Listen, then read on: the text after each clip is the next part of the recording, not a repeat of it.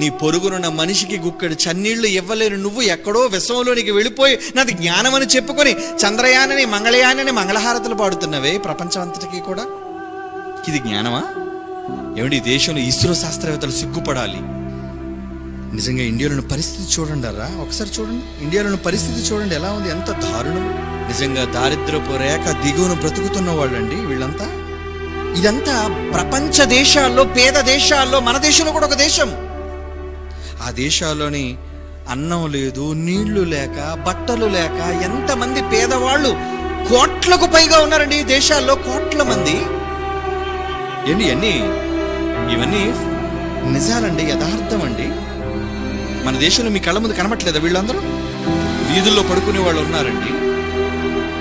Railway స్టేషన్లోని చిన్ని చిన్ని కూలి పనులు చేసుకుని బ్రతికే వాళ్ళు ఉన్నారండి.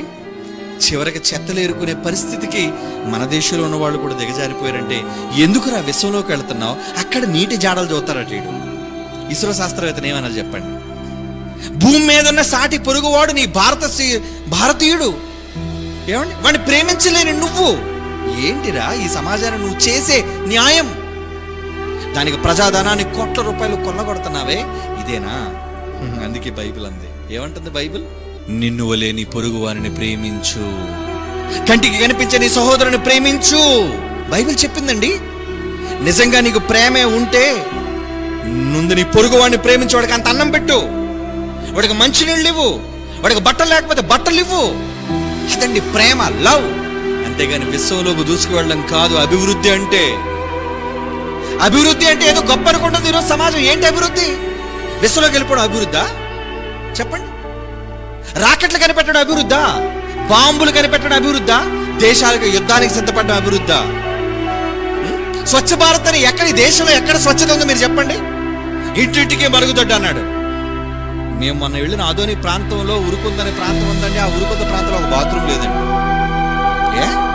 కట్టిస్తానని ప్రభుత్వం ఏది మైకు దొరికింది కదా, ప్రజలు వేల మంది లక్షల మంది కనబడేసరికి గొప్పగా మాట్లాడాడు అనుకున్నావా? దొంగ రాజకీయ సన్నాసులు చేసే తప్పుడు పనిది. నువ్వు నిజంగా సహోదరుని ప్రేమించేవాడు అయితే ప్రధానిగా, ప్రైమ్ మినిస్టర్ ఆఫ్ ఇండియాగా ఇస్రోడికి డబ్బులు ఇవ్వడం కాదురా.